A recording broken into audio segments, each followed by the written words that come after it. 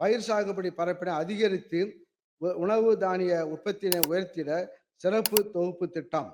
தமிழ்நாட்டில் டெல்டா அல்லாத 29 மாவட்டங்களில் சராசரியாக 34 லட்சம் ஏக்கரில் நெல் சாகுபடி மேற்கொள்ளப்படுகிறது. கார், குறுவை, சொர்ணாவாரி நில பருவங்களில் நெல் சாகுபடி பரப்பினை அதிகரித்து உணவு தானிய உற்பத்தியினை உயர்த்திட டெல்டா அல்லாத மாவட்டங்களில் சிறப்பு தொகுப்பு உழவர்களுக்கு வழங்கப்படும்.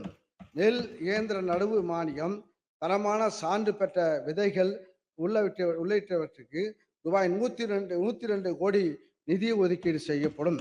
இதேபோல் டெல்டா மாவட்டங்களில் சராசரியாக 18 லட்சம் ஏக்கரில் நெல் சாகுபடி மேற்கொள்ளப்படுகிறது.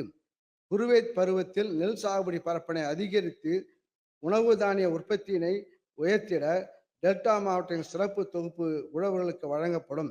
நெல் இயந்திர நடவு மானியம், தரமான சான்று பெற்ற விதைகள் உள்ளிட்டவற்றுக்கு 58 கோடி நிதி ஒதுக்கீடு செய்யப்படும்.